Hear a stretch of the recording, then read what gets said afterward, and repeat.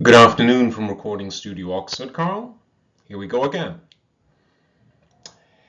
We're now doing part 3 of the tale of the Undertakers from the second Jungle Book, which, as you'll recall, is a discussion between a jackal, um, one of the great wading birds, which I believe, actually its name escapes me at the moment, and the supposed mugger, which is a gigantic crocodile. Let's continue. Who hunts the white faces? Yapped the jackal excitedly. No one now, but I have hunted them in my time. I remember little of that hunting. I was young then, said the adjutant, clattering his beak significantly. I was well established here. My village was being builded for the third time, as I remember, when my cousin, the Gavial, brought me word of rich waters above the Benares. At first I would not go, for my cousin, who is a fish-eater, does not always know the good from the bad. But I heard my people talking in the evenings, and what they said made me certain. And what did they say? The jackal they said enough to make me, the mugger of Muggergot, leave water and take to my feet. I went by night, using the littlest streams as they served me. But it was the beginning of the hot weather, and all streams were low. I crossed dusty roads.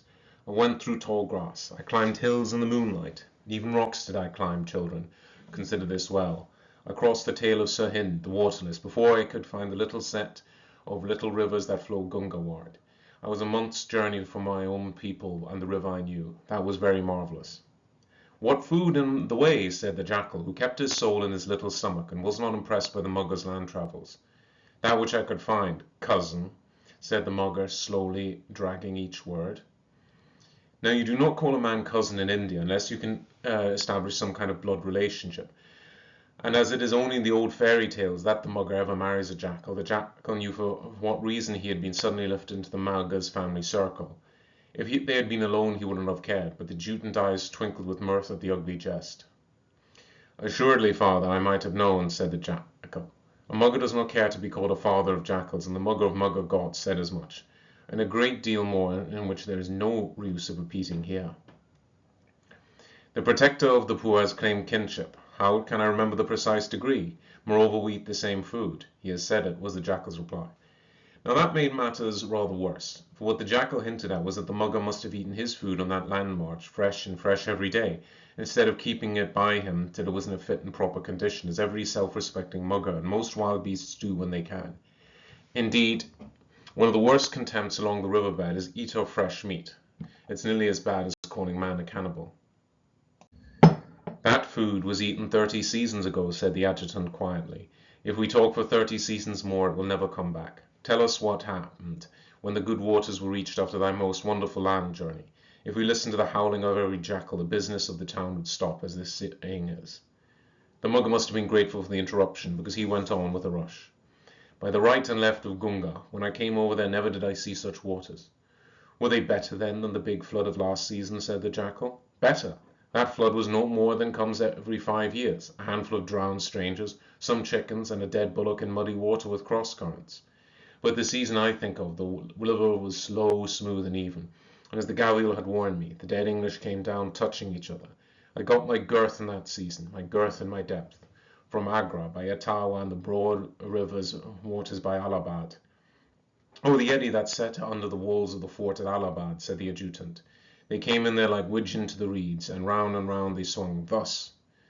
He went off on his horrible dance again, while the jackal looked on enviously.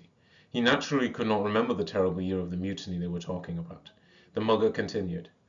Yes, by Allahabad, one lay still in the slack water and let go by to pick one, and above all the English were not cumbered with jewellery and nose rings as anklets as my women are nowadays.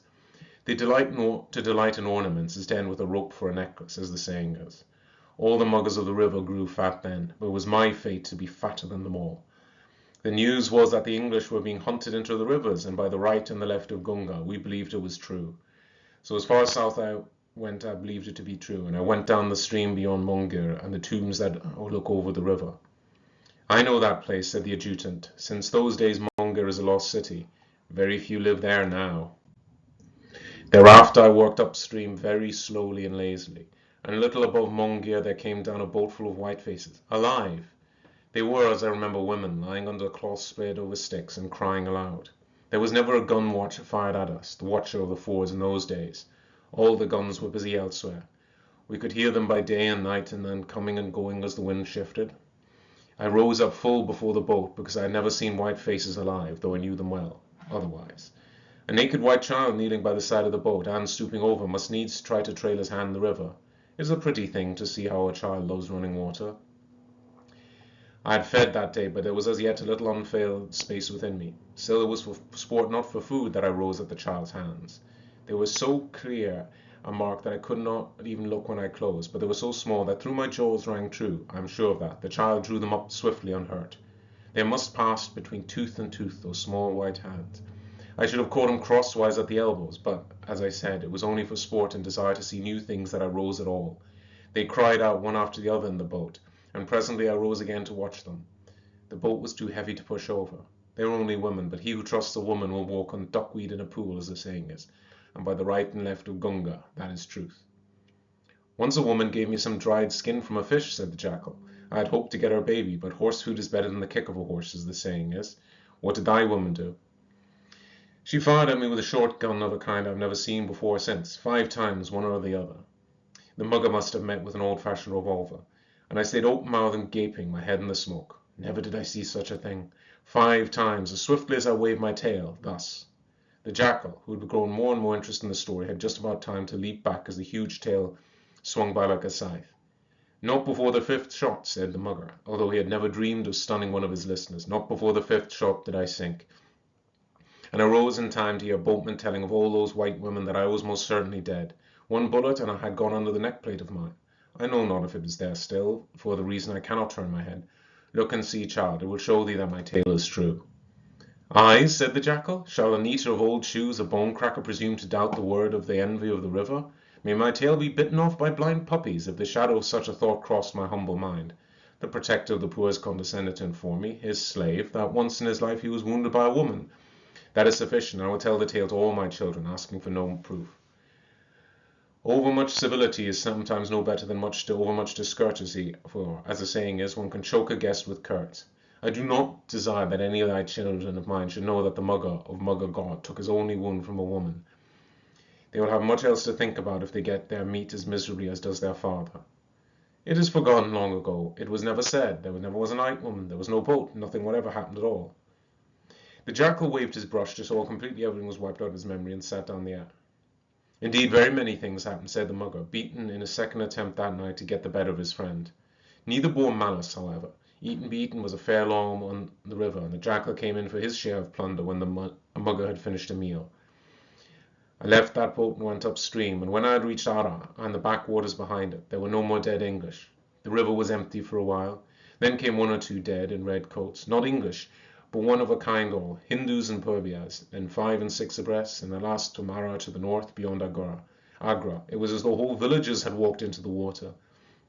They came out of little creeks one after the other, as the logs come down the rain. When the river rose, they rose also in companies from the shoals they had rested upon, and the falling flood dragged with them across the fields and through the jungle by the long hair. All night, too, going north, I heard the guns, and by day the shod feet of men crossing fords, and that noise which a heavy cartwheel makes on sand under water, and every ripple brought more dead. At last, even as I was afraid, for I said, if this thing happens to men, how shall the mugger of Mugger God escape? There were boats too that came up from behind without sails, burning continually, as the cannon boats sometimes burn, never sinking. Ah, said the adjutant, boats like that come to Calcutta out of the south. They are tall and black, and they beat up the water behind them with their tail, and they are thrice as big as my village. My boats were low and white. They beat up the water on either side of them, and they were no larger than the boats of one who speaks the truth should be. They made me very afraid, and I left the water and went back to this my river, hiding by day and walking by night, when I could not find little streams to help me. I came to my village again, but I did not hope to see any of my people there. Yet they were ploughing and sowing and reaping and going to and fro their fields as quietly as their own cattle. Was there still good food in the river, said the jackal? More than I had any desire for, even I, and I do not eat mud, even I was tired, and, as I remember, a little frightened of this constant coming down of the silent ones. I heard my people say in my village that all the English were dead, but those that came face down with the current were not English, as my people saw. Then my people said that it was best to say nothing at all, but to pay the tax and plough the land. After a long time the river was cleared, and those that came down it had been clearly drowned by the floods, as I could well see. Though it was not easy then to get food, I was heartily glad of it. A little killing here and there is no bad thing, but even the mugger is sometimes satisfied, as the saying is. Marvellous, most truly marvellous, said the jackal. I am become fat through mere hearing about so much good eating. And afterwards, if it may be permitted to ask, what did the protector of the poor do? I said to myself, and by the right and left of Gunga I locked my jaws on that vow, I said I would never go roving any more. So I lived by the Ghaut, very close to my own people, and I watched over them year after year, and they loved me so much that they threw marigold wreaths at my head whenever they saw fit. Yes, and my fate has been kind to me, and the river is good enough to respect my poor and infirm presence only. No one is all happy from his beak to his tail, said the adjutant sympathetically. What does the mugger of Mugger Ghaut need more?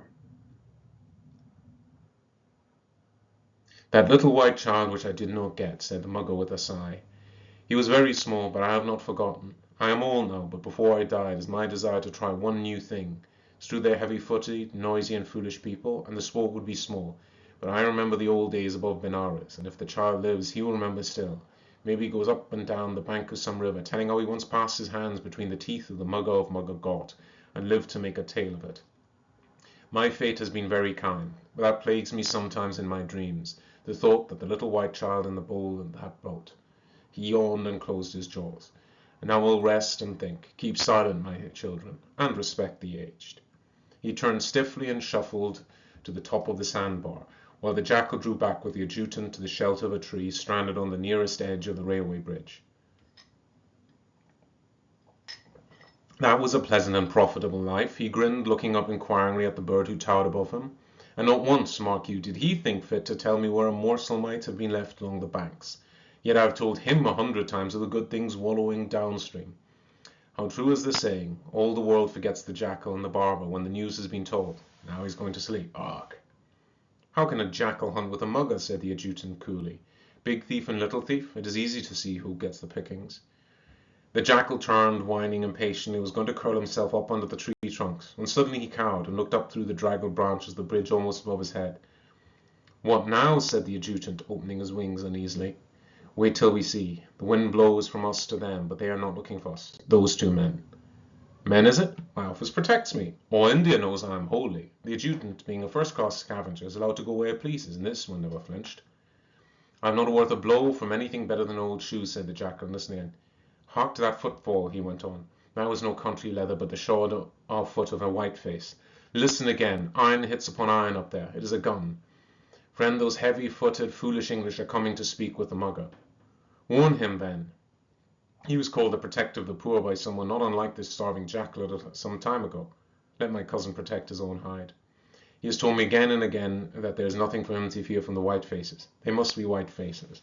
Not a village of Mugger Ghaut would dare come after him. See, I said it was a gun. Now with good luck we shall feed before daylight. He cannot hear well out of water, and this time it is not a woman. Shiny barrel glittered for a moment in the moonlight on the girders. The mugger was lying on the sandbar, still his own shadow, his 4 feet spread out a little, his head dropped behind him, and snoring like a mugger. A voice on the bridge whispered, "Is an odd shot, straight down almost, but as safe as houses. Better try behind the neck. Golly, what a brute! The villagers will be wild if he's shot, though. He is the Deota, that is the godling of these parts." "Don't care a rap," another voice answered. "He took about 15 of my best coolies when the bridge was building, and it is time he was put a stop to. I've been after him in a boat for weeks. Stand by with a martini as soon as I can both barrels of this. Mind the kick, then, and a double 4 bores no joke. That's for him to decide. Here goes." There was a sound like a roar of the small cannon. The biggest sort of elephant rifle is not very different from some artillery, and a double streak of flame, followed by a stinging crack of a martini, whose long bullet makes nothing of a crocodile's plates. But the explosive bullets did the work. One of them struck just behind the mugger's neck, a hand's breadth to the left of the backbone. Another burst a little down, at the beginning of the tail. In 99 cases out of 100, mortally wounded crocodile can scramble to dig port and get away, but the mugger of Mugger Ghaut was literally broken into 3 pieces. He had moved his head before the life went out of him, nearly as flat as the jackal. "Thunder and lightning, lightning and thunder," said the miserable little beast. "Has the thing that pulls the covered carts over the bridge tumbled at last?" "It is no more than a gun," said the adjutant, though his very tail feathers quivered. Nothing more than a gun. He is certainly dead. Here come the white faces. The two Englishmen hurried down from the bridge across the sandbar, where they stood admiring the length of the mugger. Then the native came with an axe, cut off the big head, and the four men dragged it across the pit. The last time I had my hand in a mugger's mouth, said one of the Englishmen, stooping down. He was the man who built the bridge. He was only about 5 years old, coming down by the river to the boat to Mongia. I was a mutiny baby, as they call it. Poor mother was in the boat too, and she often told me how she fired Dad's old piston at the beast's head. Well, you've certainly had your revenge on the chief of the clan, even if the gun has made your nose bleed. Hi, you boatman, hold that head up the bank, and we'll boil it for the skull. Skin's soon knocked about to keep. Go along to bed now. That was worth sitting up for, wasn't it? Curiously enough, the jackal and the Jewton made the very same remark not 3 minutes after the men had left. That's actually a fairly dark story, I think, Carl. And it's honestly rather, well, in some ways it's sad, but on the other hand, yeah, the mugger was a man-eater, and it's good that he's done away with. But it's of a time when many very bad things happened. And I won't include the story here for completeness sake. I will finish with the ripple song, as it's called. Once a ripple came to land in the golden sunset burning, lapped against a maiden's hand by the ford returning. Dainty foot and gentle breast, here across be glad and rest. Maiden, wait the ripple saith, wait a while, for I am death. Where my lover calls I go, shame it were to treat him coldly. 'Twas a fish that circled so, turning over boldly. Dainty foot and tender heart, wait the loaded ferry cart. Wait, I'll wait the ripple saith, maiden, wait, for I am death. When my lover calls I haste, dame disdain was never wedded. Ripple, ripple round her waist, clear the curry headed. Foolish heart and faithful hand, little feet that touch no land. Far away the ripple sped, ripple, ripple, turning red.